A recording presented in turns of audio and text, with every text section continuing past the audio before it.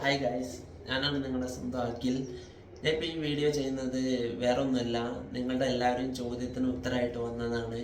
ചോദ്യം മീൻസ് ഞാൻ ഓരോ വീഡിയോ ഇടുമ്പോഴും അതിനിടയിൽ ഒത്തിരി കമൻസ് വരാറുണ്ട്. കൂടുതലും മോൻ എന്ത് പറ്റിയതാണ്, മോന് നടക്കാൻ കഴിയൂലേ, എങ്ങനെ വീൽ ചെയറിലായത്, പിന്നെ ഇപ്പോഴും എന്താ ചെയ്യുന്നത്, പിന്നെ ആർമിയിൽ കണ്ടിന്യൂ വർക്കാണോ, എങ്ങനെ വർക്ക് ചെയ്യുന്നത്, അങ്ങനെ ഒത്തിരി ഒത്തിരി ഡൗട്ട്സുകൾ എന്നോട് കമൻസിൽ വരുന്നത് ഞാൻ കണ്ടിട്ടുണ്ട്. പിന്നെ ഒത്തിരി മെസ്സേജസും എനിക്ക് വരാറുണ്ട്. ഞാൻ എല്ലാത്തിനും റിപ്ലൈ കൊടുക്കാൻ പറ്റാറില്ല. അപ്പോൾ ഞാൻ കരുതി എല്ലാത്തിനും കൂടെയുള്ള ഒരു ഉത്തരമായിട്ട് ഇങ്ങനെ വീഡിയോ ചെയ്യാമെന്ന്. ഈ അഖിലേനെ അറിയാത്തവരാണ് കൂടുതലും ഇങ്ങനെ ചോദിക്കുന്നത്. മുന്നേ ഞങ്ങൾ കുറച്ച് ഇൻ്റർവ്യൂസ് ഒക്കെ ഉണ്ടായിരുന്നു 1 വർഷം മുന്നേ. അതിൽ ഞാൻ ഡീറ്റെയിൽസ് ആയിട്ട് പറഞ്ഞിരുന്നു. അപ്പോൾ അത് കാണാത്തവർക്കാണ് ഈ ഡൗട്ടും കാര്യങ്ങളൊക്കെ. അപ്പോൾ ഞാനായിട്ട് എൻ്റെ സ്റ്റോറീസ് ഒന്ന് ചുരുക്കി പറയാമെന്ന് കരുതി. മുന്നേ ഇൻ്റർവ്യൂസ് കണ്ടവരാണെങ്കിൽ ഇത് കേൾക്കണം എന്ന് നിർബന്ധമില്ല, സ്കിപ്പ് അടിക്കാം.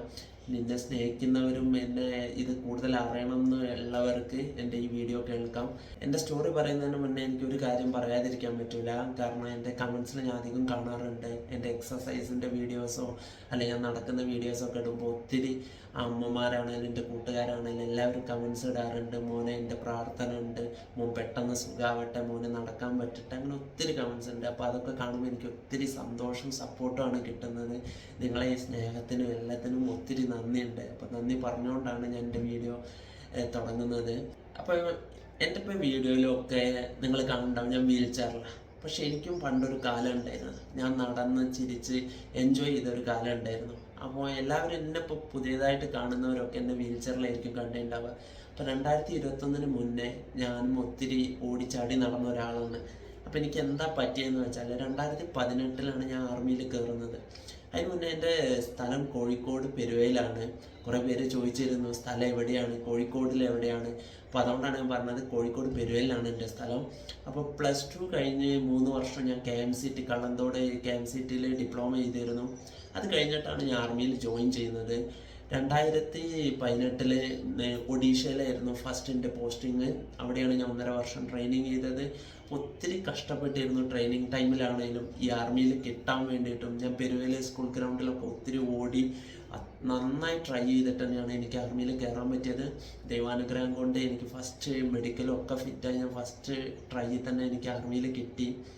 അപ്പോൾ 2018 ശേഷം 2019 ഞാൻ ഫസ്റ്റ് പോസ്റ്റിങ് പഞ്ചാബിൽ ചെന്നാണ്. അപ്പോൾ അവിടെ 1 വർഷം 1.5 വർഷം നല്ല അടിപൊളിയായിട്ട് സർവീസൊക്കെ മുന്നോട്ട് പോയിക്കൊണ്ടിരിക്കുമ്പോഴാണ് 2021 ഞങ്ങൾ 10 പേരെ സെലക്ട് ചെയ്തിട്ട് ഒരു അസാൾട്ട് ട്രെയിനിങ് ഉണ്ടായിരുന്നു.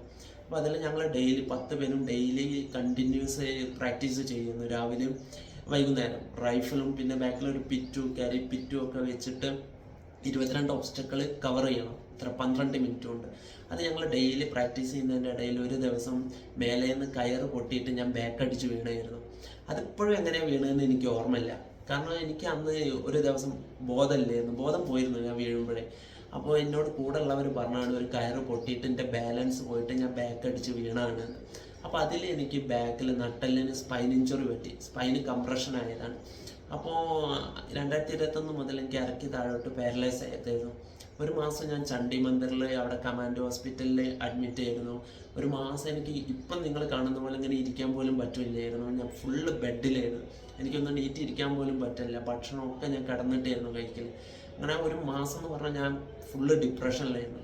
അത് കഴിഞ്ഞിട്ടാണ് എന്നെ ഇവിടെ മിലിറ്ററി ഹോസ്പിറ്റലിൽ പൂനെയിലേക്ക് ട്രാൻസ്ഫർ ചെയ്ത്.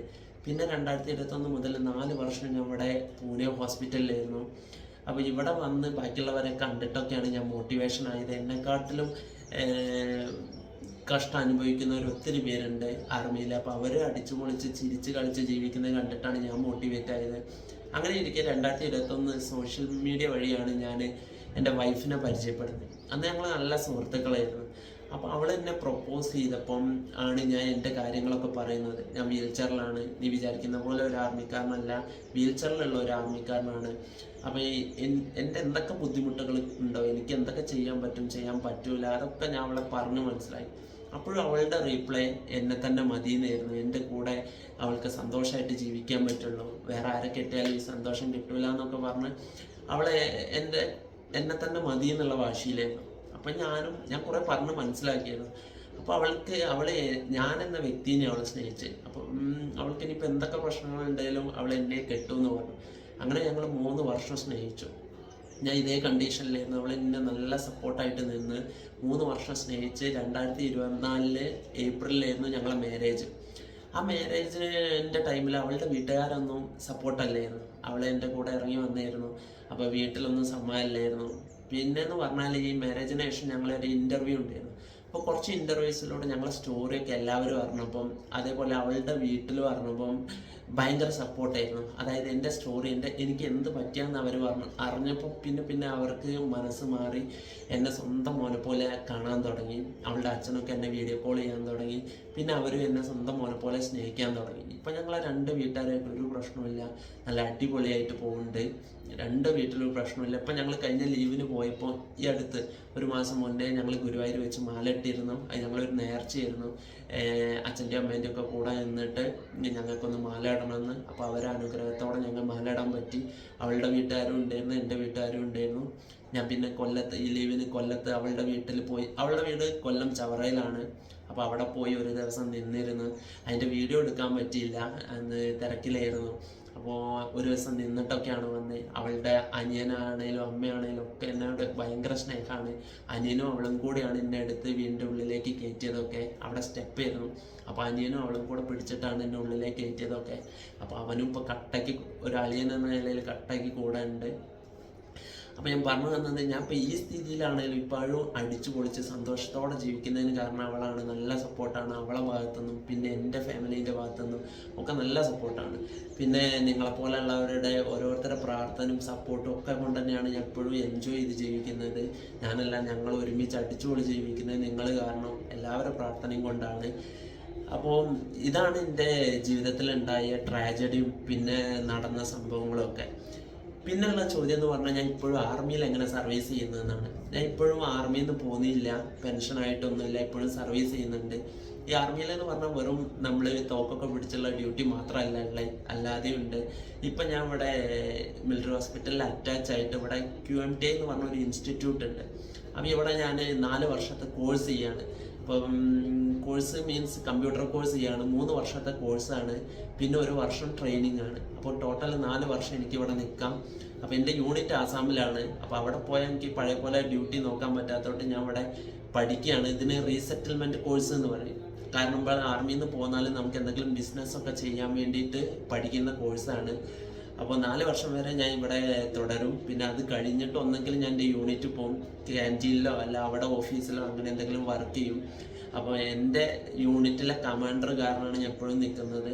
പിന്നെ ഒന്നെന്ന് പറഞ്ഞാൽ ഞാൻ 2021 മുതൽ പാരാസ്വിമ്മിങ്ങിന് പോയിരുന്നു. 3 നാഷണൽ അറ്റൻഡ് ചെയ്തിട്ടുണ്ട് ഓൾ ഇന്ത്യ ലെവലിൽ. അതിൽ 2 പ്രാവശ്യം ബ്രോൺസ് മെഡൽ മേടിക്കാൻ പറ്റി. അപ്പോൾ അതിൻ്റെ കാരണത്തോടു കൂടിയാണ് എനിക്കിപ്പോൾ സർവീസ് ചെയ്യാൻ പറ്റുന്നത്. ഞാനിപ്പോൾ എൻ്റെ ഗെയിമും പിന്നെ ഈ പഠിത്തമൊക്കെ ആയിട്ടാണ് മുന്നോട്ട് പോകുന്നത്. പിന്നെ ഇവിടെ തന്നെ മിലിറ്ററി ഹോസ്പിറ്റലിൽ ഞാൻ പോയിട്ട് ബാസ്കറ്റ് കളിക്കലുണ്ട്.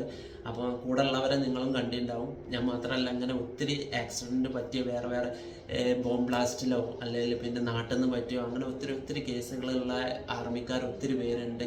അപ്പോൾ അവരൊക്കെ ഇപ്പോഴും ഹോസ്പിറ്റലിൽ അഡ്മിറ്റായിട്ട് നിൽക്കുന്നതാണ്. സാധാരണ ഞങ്ങളെ ഹോസ്പിറ്റലിൽ 3 വർഷം കഴിഞ്ഞാൽ വീട്ടിലേക്ക് പറഞ്ഞു വിടാറാണ്. ഞാൻ പിന്നെ എൻ്റെ കാര്യങ്ങളൊക്കെ പറഞ്ഞ് CO സാബായി സംസാരിച്ചിട്ട് ഇപ്പോഴും സർവീസ് തുടരുകയാണ്. അപ്പോൾ ഇപ്പോൾ എൻ്റെ ആർമീൻ്റെ കാര്യം എങ്ങനെയാണ്, ഞാൻ എപ്പോഴും ജോലി ചെയ്യുന്നത് വീൽ ചെയറിൽ തന്നെയാണ്. അപ്പോൾ നടക്കാൻ പറ്റില്ല എന്നുള്ളൊരു ബുദ്ധിമുട്ടേ ഉള്ളൂ. പക്ഷെ മനസ്സുകൊണ്ട് ഇപ്പോഴും ഞാൻ തളർന്നില്ല. ഇപ്പോഴും അടിച്ചു പൊളിച്ചിട്ട് തന്നെ പഴയതിനെക്കാട്ടിൽ ഉഷാറായിട്ട് തന്നെയാണ് ജീവിക്കുന്നത്. പിന്നെ എന്നോട് പറഞ്ഞിട്ടുണ്ട് ഇവിടുത്തെ ഒരു ഡേ ഇൻ മൈ ലൈഫ് ചെയ്യാൻ ഒരു കമൻറ്റ് വന്നിരുന്നു. അത് ഞാൻ തീർച്ചയായിട്ടും ഒരു ദിവസം ഒഴിവുപോലെ ചെയ്യുന്നുണ്ട്. ഇവിടെ എന്ന് പറഞ്ഞാൽ എനിക്ക് പഠിക്കാൻ പോകാനുണ്ട്, പിന്നെ എൻ്റെ എക്സസൈസ് നോക്കണം, പിന്നെ എനിക്ക് ഗെയിം കളിക്കാനുണ്ട്. അപ്പോൾ എല്ലാം കൂടെ എനിക്ക് ഒരു ദിവസം സമയം കിട്ടാറില്ല. ഞാൻ തന്നെ എന്നെ ബിസി ആക്കി വെക്കാറാണ്. അപ്പോഴേലും നമ്മൾ വേറെ നെഗറ്റീവ് ഒന്നും ചിന്തിക്കില്ല, പോസിറ്റീവായിട്ട് തന്നെ ചിന്തിക്കാൻ പറ്റുള്ളൂ. എപ്പോഴും നമ്മൾ ബിസി ആയിരിക്കുമ്പോൾ നമുക്ക് മൈൻഡ് എപ്പോഴും ഫുൾ ബിസി ആയിരിക്കുമ്പോൾ നമ്മൾ പോസിറ്റീവായിട്ടല്ലോ ചിന്തിക്കുക, നെഗറ്റീവ് ചിന്തിക്കാനേ നേരം ഉണ്ടാവില്ല. അതുകൊണ്ടാണ് ഞാൻ ബിസി ആക്കി വെക്കുന്നത്. അപ്പോൾ ഇത്രയൊക്കെയാണ് എൻ്റെ ജീവിതത്തിലുള്ള എൻ്റെ കാര്യങ്ങൾ. നിങ്ങൾ ചോദിച്ചതിനൊക്കെ ഉള്ള മറുപടി ഞാൻ തന്നെന്ന് വിചാരിക്കുന്നു. അപ്പോൾ എന്തായാലും ഓക്കെ, ബൈ.